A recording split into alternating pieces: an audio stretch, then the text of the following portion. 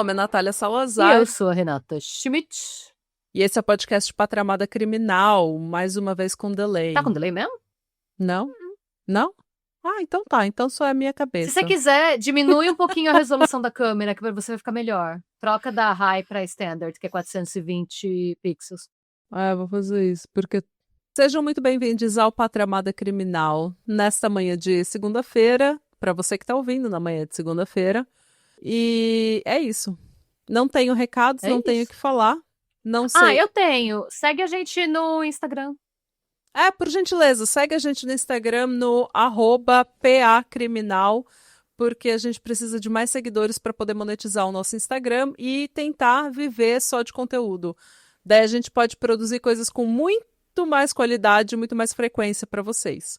Tá bom? Isso. E mais um recado, se vocês gostam de assistir streamings na Twitch, a gente está lá também. Então podem nos seguir na Twitch também. Pode. Bem, hoje, minha amiga Tiaga, eu gostaria de não falar sobre coisas atuais. Eu gostaria de falar A gente, sobre. a gente já falou muita coisa atual, a gente já sofreu muito. A gente já sofreu muito. Eu gostaria de falar sobre coisas trevosas que aconteceram no passado. Tudo bem com você? Eu amo. Ah, então Ah, tá. eu amo ver coisa, eu amo ver, eu não, a gente já falou isso algumas vezes, mas pra mim, quando a gente vê coisas que aconteceram muito no passado, é mais leve. É, É porque eu acho que por um breve momento a gente pode viver a ilusão de que aquilo só aconteceu porque foi muito antigamente. No tempo da é, maldade, acho que a gente nem tinha nascido. então, de que as coisas melhoraram, né? Então, eu acho que dá essa ilusão pra gente, daí eu acho que a gente fica Dá. mais tranquilo. Mas, gente, hoje a gente vai falar de história e também de trevosidade.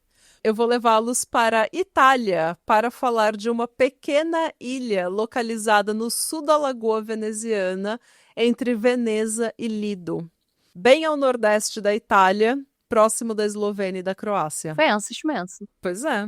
Povelha é uma pequena ilha dividida em três partes por dois grandes canais. Então, na verdade, ela tem um formato de leque. Ela fica dividida em três partes por esses dois canais. É uma ilha super bonita, mas que tem uma história extremamente trágica. E ela é trevosa Eu porque. achei, desculpa, gente, vocês vão ver as fotos nas imagens de apoio, nos shorts e tal. Eu achei que ela já tem uma cara bem impactante, assim, ela tem uma cara meio tenebrosa. Então. Essa E ainda ilha. mais com esse. Tem um hexágono na frente, né? Parece um hexágono esse negócio na frente. Ela tem uma vibe meio apocalíptica, meio seiteira, sabe? Então. Essa ilha já foi considerada um dos lugares mais mal assombrados do mundo, com muitos locais e turistas se recusando a sequer passar próximo da ilha. Pescadores ainda contam histórias de redes que pescavam ossos humanos, histórias de uma neblina avermelhada que paira sobre a ilha mesmo no verão, e de gritos chorosos de quem ali padeceu. Aí não me surpreende nada, porque a Europa é um grande cemitério, né? Sim, é um grande cemitério. Atualmente é ilegal visitar a ilha sem autorização prévia, mas isso, é claro, não é suficiente para que curiosos e criadores de conteúdo paranormal visitem a ilha, né? Não é o suficiente para impedir que esses curiosos e criadores de conteúdo paranormal visitem a ilha, legal ou ilegalmente. Você pode facilmente encontrar um taxista que te leve de barco até a ilha por cerca de 120 euros. No entanto, eles provavelmente não irão te esperar, já que os rumores dizem que existe uma maldição na ilha, que afeta motores e bússolas dos barcos que se Meu aproximam. Deus! E por que que esse lugar é tão mal assombrado, né? Porque basicamente durante séculos a ilha foi palco de diversas tragédias regadas a sofrimento humano. Lá pelo ano 400 depois de Cristo, 400 depois de Jesus, muitas pessoas buscaram refúgio das invasões bárbaras na ilha.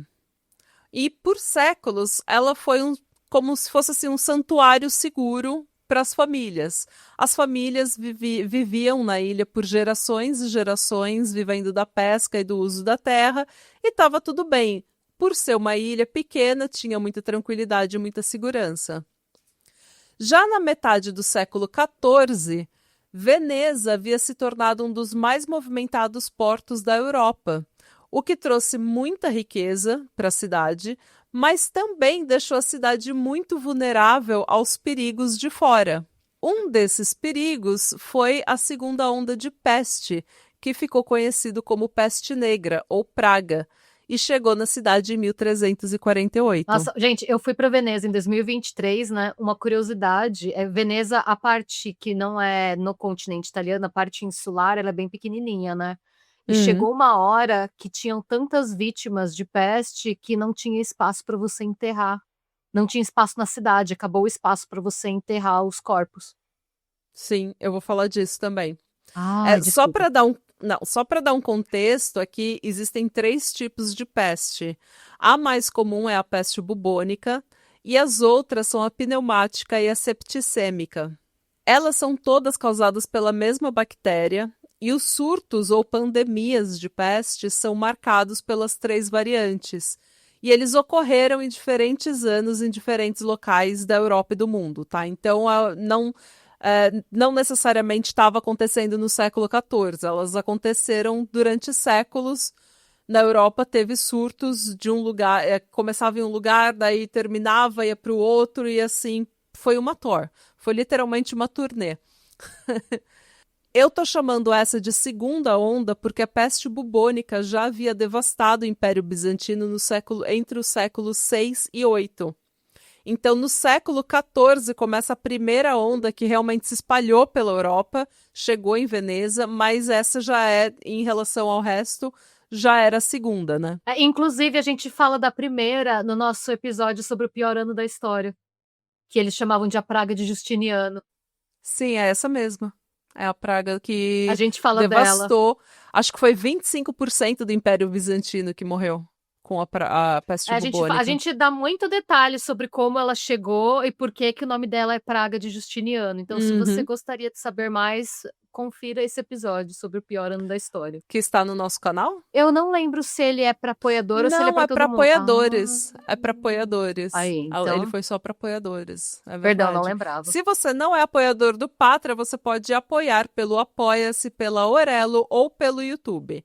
Então não tem como, você tem várias opções, gente. Não tem como não apoiar este podcast. Foi uma propaganda acidental, tá, gente? Eu não lembrava para quem eu tinha feito esse roteiro, mas eu lembrava que eu tinha feito, porque eu lembro muito da praga a praga de Justiniano ficou muito marcada na minha mente.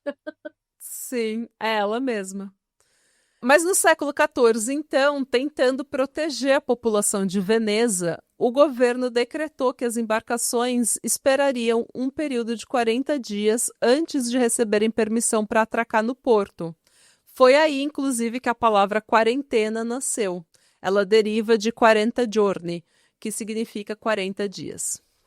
Nessa quarentena, as embarcações eram monitoradas e, caso fosse confirmada a doença a bordo, as pessoas doentes eram levadas para Poveglia, para isolamento e recuperação. O problema é que não havia nenhum cuidado médico adequado.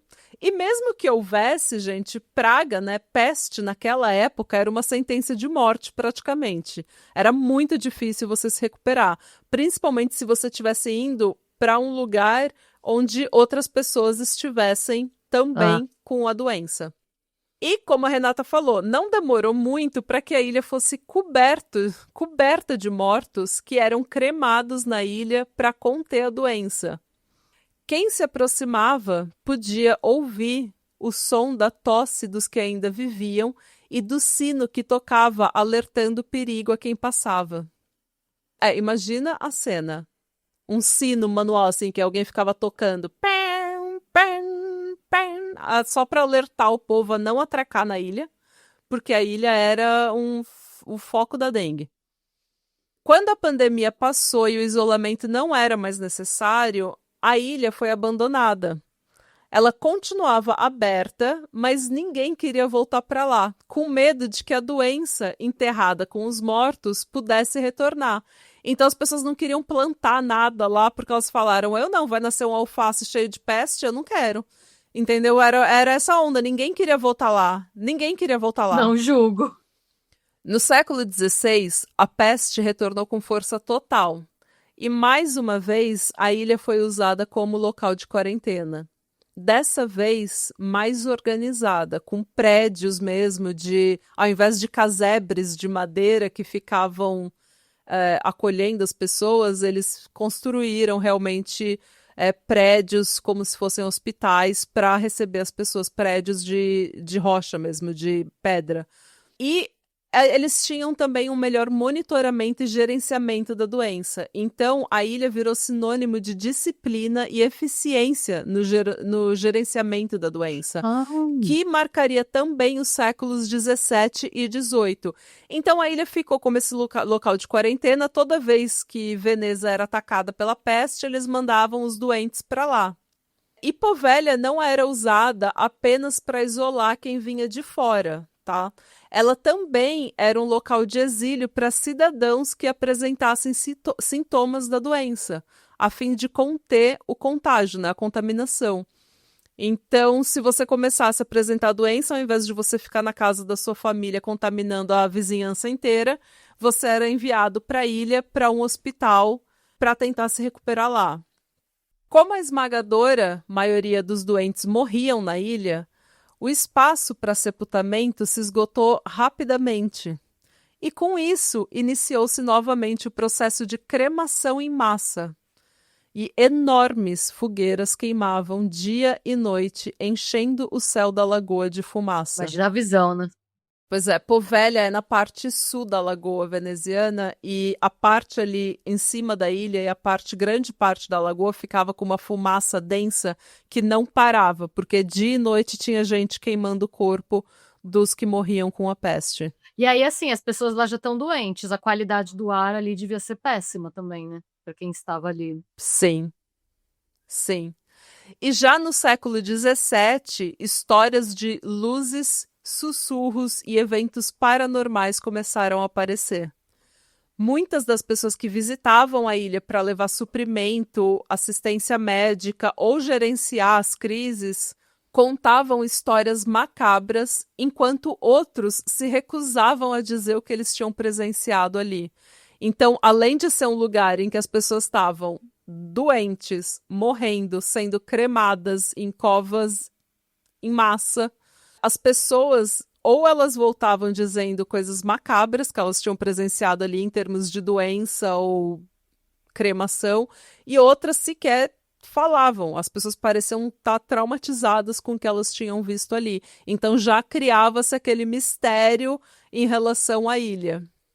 E assim, vai criando-se um clima terrível, né? Sim. Em 1922, né, a peste negra ou a peste bubônica era coisa do passado e a ilha estava desocupada e praticamente abandonada. E foi quando o governo teve a brilhante ideia de criar ali um hospital geriátrico para pessoas sofrendo com doenças mentais. Então, criou-se ali um hospital / sanatório para pessoas com doenças mentais. No início, tudo corria muito bem, mas com o passar do tempo, o hospital obviamente teve os fundos cortados, medicamentos e outros suprimentos demoravam para chegar na ilha, e enfermeiras e outros membros do staff não paravam no trabalho. Muitos que trabalhavam na ilha relatavam insônia, depressão, solidão e desconforto. Porque assim, gente, mesmo que nada de ruim tenha acontecido na ilha, você está trabalhando numa ilha, num hospital situado numa ilha. Então não tem como negar que o isolamento seja algo oprimente. Então só pelo isolamento em si, mesmo que nada de ruim tenha acontecido, só o isolamento em si já é o suficiente para te deixar meio biruta. Daí você joga nisso um histórico de trauma, de doença, de morte, de cremação em massa. E, enfim, não tem como não associar a depressão, a insônia, a solidão, o desconforto, a ansiedade que você vive com o que aconteceu, com o trauma da ilha. E eu acho que tem que. É importante falar também que, tipo, o transporte em Veneza é muito complicado. Tipo, a locomoção em Veneza. Tanto que eu fui até confirmar. O transporte público em Veneza é um dos mais caros do mundo, tá? a passagem individual do Vaporetto, que é o barco ônibus, é 9,50. Euros. 9 euros. É 9,50 € para você Hum. andar. Para comparar, a título de Isso hoje em comparação, dia. hoje em dia que existe uma infraestrutura. Você imagina. Imagina em 1920. Sim, exatamente. Então é muito difícil é muito caro você transitar lá. É tanto que é bizarro, mas a maioria das pessoas tem barco próprio. Porque o transporte Sim. é o preço para você ver, 9,50 é a passagem individual, tipo, não é de um dia inteiro, precisa andar uma vez nos lugares. Então, uma pessoa que vai e volta seria quase 20 € por dia só para você se locomover. Então, imagina naquela época ainda, além da questão do preço, a questão do acesso mesmo. Eu imagino que É. deviam ter pouquíssimas linhas para quem trabalhava lá. Eu imagino que sim. Porque E realmente as piora. pessoas relatam muito isolamento. Então não era uma coisa que as pessoas podiam ir e voltar. Elas Sim, provavelmente iam na segunda-feira e voltavam na sexta-feira para o casa. deslocamento é um luxo. E ficavam. É. Então, o deslocamento era um luxo. E realmente, conforme havia crises políticas, crises econômicas em Veneza, a ilha deixava de receber suprimentos, medicamento chegava atrasado, e daí você está numa ilha, num hospital, trancada com pacientes que têm doenças mentais, que têm transtornos mentais, que precisam de atendimento, e você está ali sem o medicamento que você precisa, sem os suprimentos que você precisa.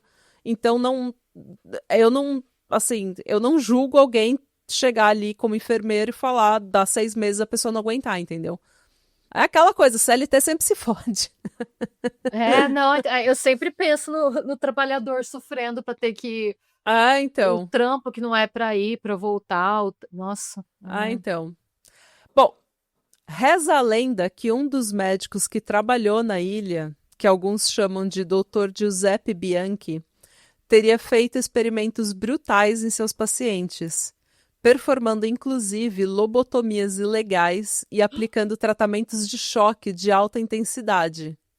Um dos relatos, que teria vindo de um membro do staff, diz que ele estava obcecado com o medo.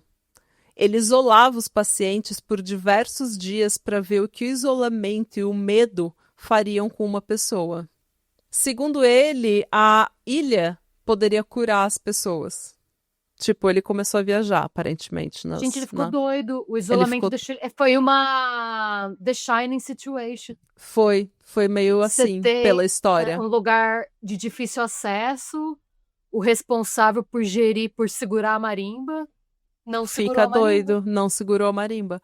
Porque ele ficou louco. Tem rumores que falam que. Dizem que ele frequentemente conversava com alguém que não estava ali.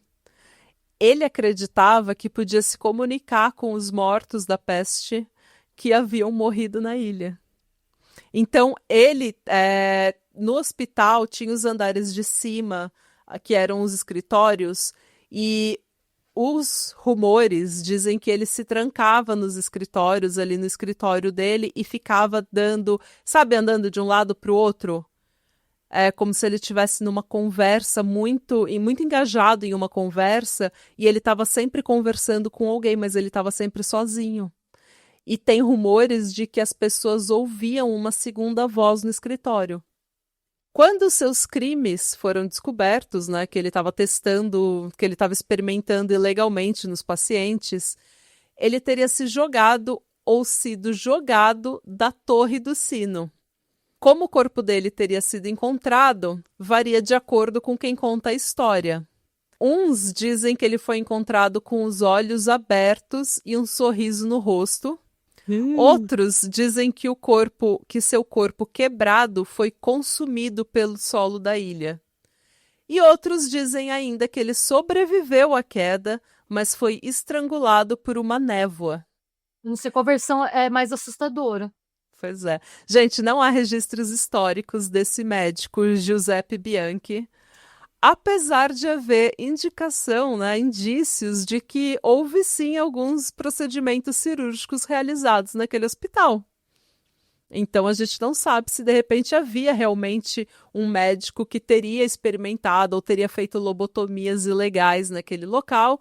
a gente sabe que não tem nenhum registro de um médico louco que teria se matado ali, tá?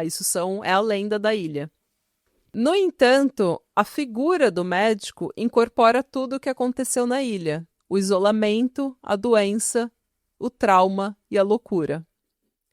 Muitos dos que visitam a ilha, inclusive, dizem ter visões de uma figura vestida de branco que eles especulam ser o tal médico. Durante a Segunda Guerra Mundial, alguns soldados foram enviados à ilha entre 1942 e 1944. E os prédios que haviam sido usados para quarentena foram usados como moradia e também para o armazenamento de equipamentos e armas. E os hospitais foram, claro, usados para tratar os doentes, principalmente aqueles que sofriam de tuberculose, que era altamente contagiosa e também então as pessoas também precisavam ficar de quarentena. Há também quem diga que durante a guerra, cidadãos politicamente inconvenientes, entre aspas, ou seja, antifascistas e comunistas, foram enviados como prisioneiros políticos para Poveglia. Eita!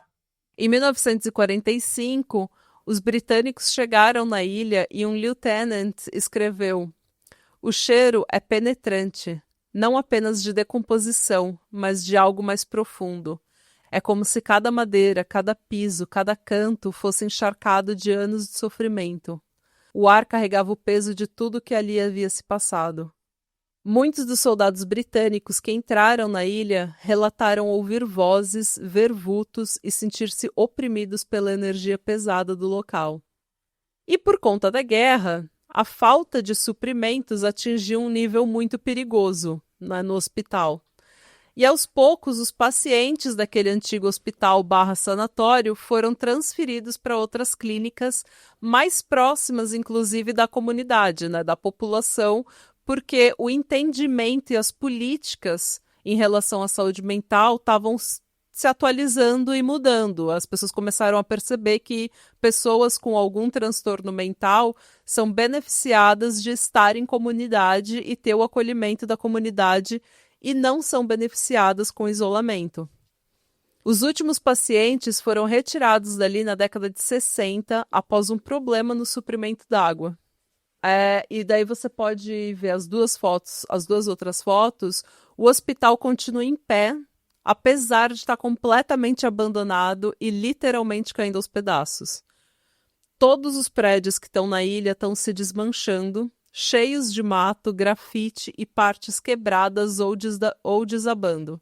O telhado e os andares mais altos estão literalmente desabando. Bem, historiadores estimam que dezenas de milhares de pessoas morreram em Poveglia durante os anos da peste, e seus restos mortais foram enterrados em valas comuns ou incinerados. Existe inclusive um rumor de que metade do solo da ilha seja formada por cinzas humanas. Isso é obviamente um exagero, mas se você começar a cavar um buraco na ilha, existe uma grande possibilidade de você realmente encontrar parte de um esqueleto das cerca de 160 mil pessoas que padeceram ali. Gente, 160 mil é muita gente. Uhum.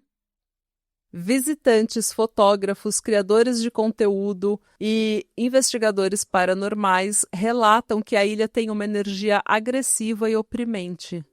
Muitos dizem ter sofrido de náuseas, tonturas, confusão mental e falta de ar. Há também quem tenha testemunhado figuras, sombras, barulhos, murmúrios, gritos e choros. Mas, como a Renata disse, a Europa inteira é um grande cemitério e um grande palco de trauma, doença e tragédia. E vida que segue. Eles removem a lápide e ponto, passa uma avenida em cima. Nada é sagrado nesse continente. Em 2014, o governo iniciou um leilão da concessão de 99 anos da ilha.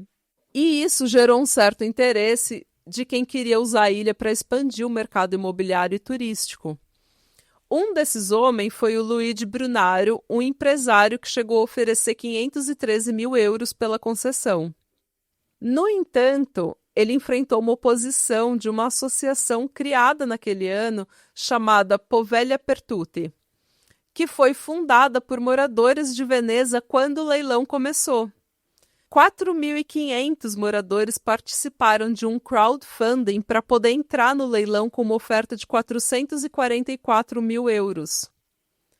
E no final das contas, o Luigi se tornou prefeito de Veneza e retirou a oferta, o que foi uma grande vitória para a associação. Então, ele entrou com a oferta dele e saiu, inclusive, que ele já tinha comprado a ilha, que ia ser concedido a ele, mas a associação, que era a segunda maior oferta, entrou e pediu que não fosse dado a ele, que fosse dado à associação, porque é a Associação dos Moradores.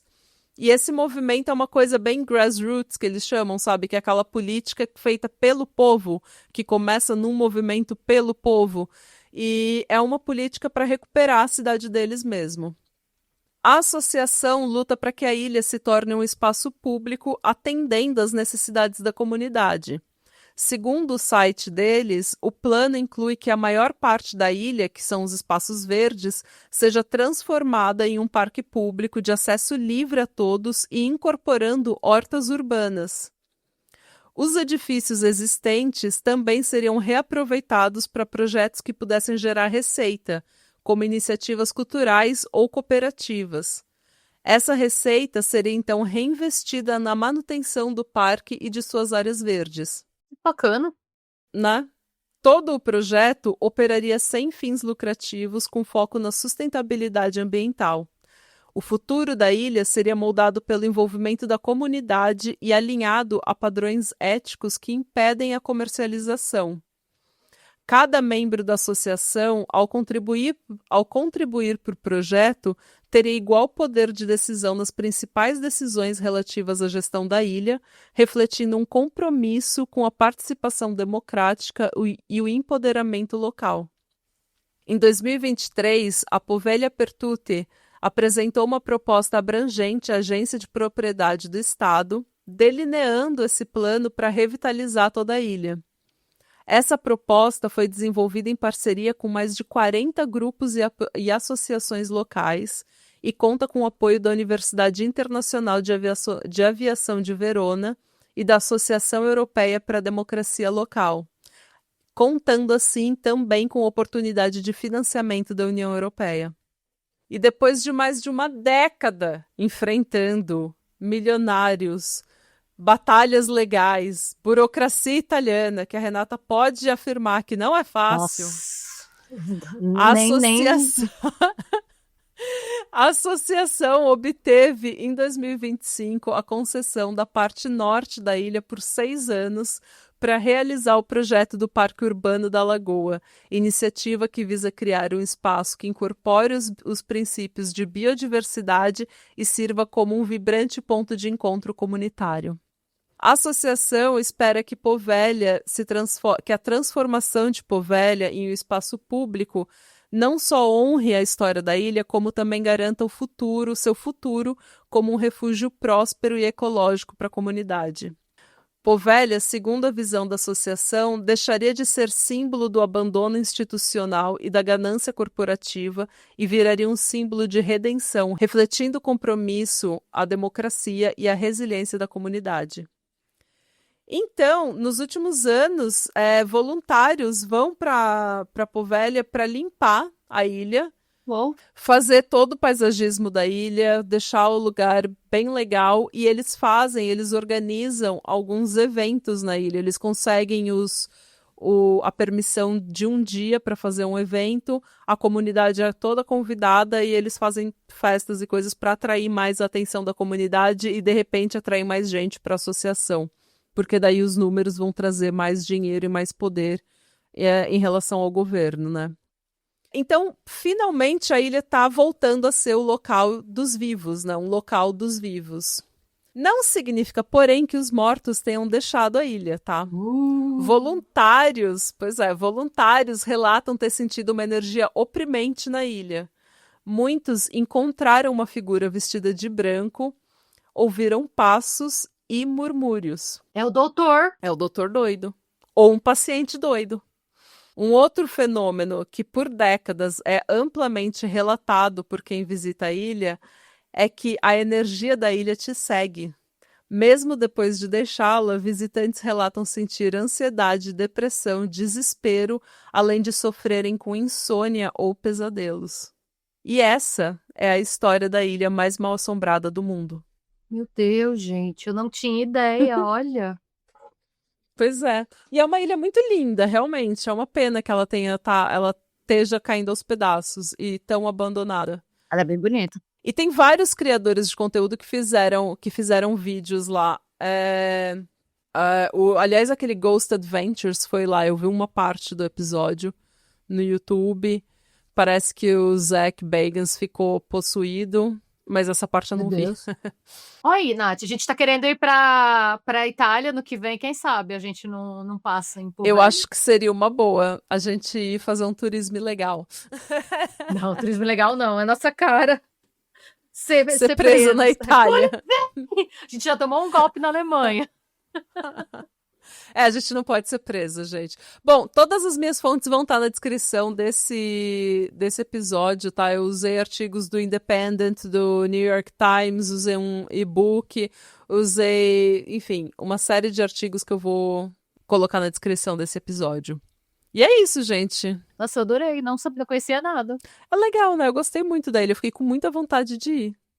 E eu acho que assim, tirando todo o que aconteceu, tudo de ruim que aconteceu, eu acho que é um grande exemplo de como as pessoas podem se unir para literalmente tomar o lugar que é delas, que é da população, é da comunidade. Sim. Eles literalmente viram que estava fazendo um leilão, eles pediram para cada membro, criaram um crowdfunding, pedindo que cada membro entrasse com 99 euros.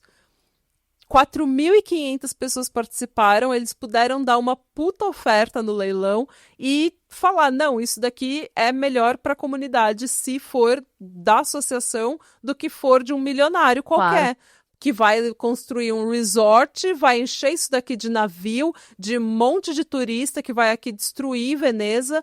É muito melhor se for um parque, se for um centro comunitário, se for um centro cultural, porque daí a gente preserva a história e realmente faz alguma coisa que é de utilidade pública, né? E a última coisa que a parte insular de Veneza precisa é redução do espaço. O real estate já é um problema super sério lá, gente. Pensa que é tão apertado e tem tanto tempo que existe que não existem casas novas. Não tem onde. Fora que agora, e aí agora os preços estão tão altos que está acontecendo o que acontece em grandes cidades da Europa, que tudo está sendo utilizado para o turismo, os preços vão lá em cima e quem nasceu e cresceu no local tem que se mudar para uma outra região, porque não tem mais condições de morar na cidade. Nossa, não, gente, sério, eu passei na frente, eu amo ver preço de casa, né? Eu sou dessas que quando viaja vê o preço das coisas. E eu passei na frente de uma imobiliária em Veneza para ver valor. Gente, é absurdo de caro. E além de ser tudo muito caro, são apartamentos, porque eles põem na vitrine das imobiliárias as fotos, né? Eu não vi um apartamento que de bater o olho não precisasse ser inteiro reformado. Além de ser um absurdo, porque umidade, porque são apartamentos muito antigos. Gente, o entregador da Amazon, ele anda com um carrinho de mão. Não tem espaço para ele andar com carro. Não tem espaço para carro. É tudo estreito, é tudo apertado. Eu dei sorte porque eu não sabia e eu fui no inverno. Então, estava um pouquinho mais vazio. E eu fui durante a semana, né? Eu fui embora numa sexta-feira e na sexta-feira já virou um inferno. No inverno. Cheia de gente, não tem espaço na cidade, falta espaço. Então, a última coisa que eles precisam é que venha alguém e feche um espaço que poderia ser usufruído por todo mundo, você vai lá e transforma em resort. Você está restringindo... Não só fecha, como ainda traz um monte de turista que vai lotar a cidade depois... Entendeu? Vai destruir, que já é lotada, que vai acabar destruindo a cidade. E um monte de... Assim, não é legal, gente. Eu acho que... vou ser um pouco bairrista aqui, né? Eu acho que quando você tem pouco espaço, eu acho que realmente quem merece estar na cidade é quem nasceu e cresceu na cidade. É quem... Sabe, as pessoas merecem não ter que se mudar, fugida da cidade delas, porque os preços da especulação... porque a especulação imobiliária levou os preços da cidade à loucura. Então eu acho, aqui acontece muito também em Oslo, gente que nasce e cresce em Oslo, tem que se mudar de Oslo porque não consegue mais comprar um apartamento em Oslo. Isso acontece em São Paulo, isso acontece em Nova York, isso acontece em Los Em Angeles, isso Dublin, nossa, acontece em Dublin tá em uma loucura. Dublin, em Londres. Então, gente que não tem como. Então, você vai colocar mais especulação imobiliária, mais especulação de turismo. Para quê? Para destruir uma cidade que já é pequena, já é super populosa, sabe? Então, tem que ser dos moradores mesmo. E foi legal, assim, eu espero que eles realmente consigam mais atenção e mais dinheiro e consigam fazer disso um lugar público, porque Sim. realmente é um exemplo para o mundo todo que eles fizeram, né? Um exemplo de realmente de democracia de verdade, de pegar esse espaço e falar, gente, vamos formar uma cooperativa, vamos formar uma associação de moradores, vamos fazer um negócio para a população, um negócio público que não vai servir o capital, vai servir a comunidade e que vai ser democraticamente gerenciada. Isso é foda, é muito legal, é um exemplo. Sim, é verdade, é mesmo. Quando eu fui para Veneza, teve 2 coisas que eu vi que eu achei muito interessantes. Assim, 2 não, teve vou falar de 2 só, porque senão vai ficar muito, né. Mas Veneza, eles falam que era muito um centro diplomático da Itália, né, era muito apertadinho, mas fez muito dinheiro, porque eles descobriram muito cedo que você, oferecer diplomacia era mais lucrativo do que você estar sempre em guerra. Até porque eles Uhum, vieram de um contexto em que eles estavam sempre sendo invadidos pelos bárbaros, tendo que migrar, então culturalmente eles não queriam esse problema na vida deles, né. uhum, E por conta disso, quando eu fiz o tour no Palácio de Ducal, que fica numa das ilhas principais, eles tinham um esquema para você poder era a boca da fofoca, tem umas boca de leão que tinha gente pensa numa estátua de leão com uma boca aberta. Você uhum. podia vir e fazer uma fofoca anônima, era tipo um disque denúncia, e aí tinha alguém para ouvir. E aí essa fofoca era investigada. Nossa, E isso eu achei muito doido, foi uma das coisas adorei. tem várias, assim, em volta da entrada do castelo inteiro tem as bocas da fofoca que você só vai, fala e tem alguém ouvindo anônimo, Imagina as tia supostamente. do Zap nessas bocas de leão. Sim, e aí, às vezes, a galera espalhava fake news. Às vezes você Ah, estava com raiva de alguém, você ia lá e falava mal da pessoa, a pessoa era investigada. Aí não dava nada, era só um constrangimento, mas você fazia, né. E nesse mesmo palácio, eles têm uns túneis que até hoje os guias do castelo falando pra gente: "Ó, a gente fechou porque a gente não sabe onde vai dar". Porque eram túneis que eles eram nossa, eu fiquei: "Gente, imagina, dá vontade de entrar". Porque eram túneis pensados para se estourasse uma guerra, hum, os nobres que moravam no palácio, os políticos, eles tinham que ter como fugir. Então eram túneis que eles não estavam nas plantas. Por quê? Porque caso as plantas fossem roubadas, as plantas do castelo, não era para os túneis aparecerem, para os invasores não saberem para onde ia nem onde estava, para não ter o risco da pessoa estar fugindo pelo túnel e quando ela vai para a saída ela é interceptada por alguém hum. esperando ela. E aí o que aconteceu? O palácio, em determinado momento, alguns desses túneis desabaram, outros só eram tão escondidos que eles não eram mais usados, e até hoje tem túnel lá que ninguém sabe para onde vai, nem quem fez, nem para que que serve. Aí o que que eles fizeram? Só fecharam, falaram: "Ah, só não entrar". Ninguém sabe onde vai dar, ninguém sabe se vai dar num lugar que ainda existe. E a terceira coisa que eu achei maneira, prometo que é a última, isso eu ouvi no Não? tour, tá, o tour que eu fiz a Hum. pé de Veneza, não sei, até que ponto é 100% confiável não, mas é um local que contou. Aparentemente o carnaval de Veneza veio porque Veneza era muito pequenininha, e você tinha por ser muito pequena, você tinha muitas famílias nobres, muitos príncipes convivendo muito diretamente com a população normal como nós. Uhum. E por conta disso existia uma certa tensão sexual. Você Ah, tinha nobres querendo se misturar com a galera e vice-versa, só que não era de bom tom. Só querendo que descer pro voltamos para quê? baile. Exatamente, a galera queria descer para o bailão, só que aí você tinha algumas questões, né, você tinha uma questão de e também você tinha casamentos, por exemplo, de casais que queriam ter filhos e não conseguiam, mas precisavam, porque eram famílias nobres que precisavam gerar descendentes, porque era a coisa mais importante do mundo para a nobreza daquela época Ah, e tal. E eles sempre tinham a linha da diplomacia, eles pensavam: "Gente, essa tensão aqui a galera precisa extravasar". E aí eles inventaram um feriado religioso em que por alguns dias, por uma semana do ano, ninguém era de ninguém, contanto que todo mundo tivesse disfarçado. Ninguém sabia quem era. Todo mundo, por uma semana, todo mundo era igual. Todo mundo era igual e saía todo mundo fantasiado fazendo o que quisesse. E era socialmente pré-estabelecido que acabou a semana, você não fala mais, você não toca no assunto. Então, o que acontecia? Por uma semana, todo mundo transava todo mundo, várias mulheres engravidavam, várias crianças nasciam, que assim, o filho do marido. Não, porque não se fala sobre aquela semana, era socialmente instituída. Aconteceu no carnaval, fica no carnaval. Foi daí que veio a tradição das máscaras, porque você podia fazer o que você quisesse, contanto que ninguém soubesse que era você. Ah, gostei.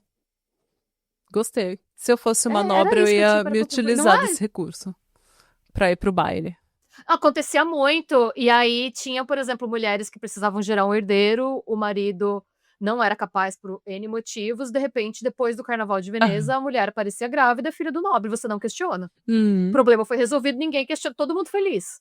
Ah, eu adorei. Foram as coisas que eu vi em tour que eu gostei. Eu não fiquei muitos dias lá, mas essas coisas que eu ouvi nos tours, nos passeios, eu achei bem interessantes, assim, coisas que me marcaram lá. Eu acho que A comida é muito gostosa. eu acho que a gente devia ir pra Itália no ano que vem. A gente vai pra Itália no ano que vem. Eu acho que a gente, Vamos. A gente só não sabe pra a onde. gente devia ir dar um passeio em Poveglia. Será que a gente consegue? Eu acho que você ia ficar muito irritado em Veneza, por conta do tanto de gente na rua. Ah, eu fiquei irritada em qualquer lugar, amiga. Eu nunca tive paz na minha vida. Desde os 14 anos de idade que eu não sou uma pessoa pacífica, que eu não tenho paz. É que em Berlim você tem galera e ruas largas. Em Veneza, pensa que a rua é da nossa largura. Tipo, tem rua que você tem que entrar de lado, Ah, eu assim. sei. Porque são umas ruas muito estreitas, né? Ah, eu sei. E cheio de gente. Mas Sim. tudo bem, a gente vê. Vamos ver, quem sabe? Quem sabe? Mas a gente pode ir e ficar em Poveglia. A gente vai Se puder, a gente vai com uma cabaninha e fica lá em Poveglia. pode A acabar. gente. Não, claro que não. É legal entrar. Sem autorização é legal entrar na ilha. É verdade, você falou, eu que viajei. Então a gente não vai, Natália. Eu não vou ser presa na Itália, não. Pelo amor, a última coisa que eu quero é ser presa na Itália. Ter que falar com os carabineiros, é meu maior pesadelo. Ter que conseguir me comunicar numa situação dessa. Daí a gente pode fazer um documentário no Netflix, igual a Amanda Knox. Não. Não, a gente faz um documentário da Netflix das nossas férias maravilhosas na Costa Amalfitana, é isso. Não, sem perrengue pras grandalhonas, já basta a vida. Eu concordo. E é isso, gente. É isso. É isso que eu tenho pra hoje, gente. Eu espero que vocês tenham gostado desse episódio e me diz se você quer mais coisas trevosas aqui no podcast. Eu digo, eu quero. Eu tenho Faça várias mais. outras coisas trevosas de outros países também. Por favor. Então Quero tá bom. todas. E é isso. Já tá encomendado. Então, farei. Já que a minha amiga Tiaga já decidiu, farei mais episódios como esse.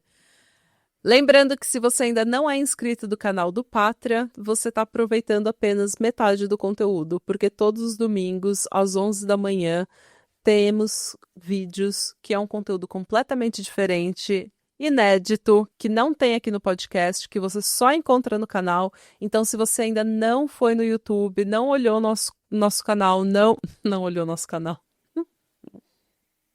Eu preciso dormir. Fica tranquilo.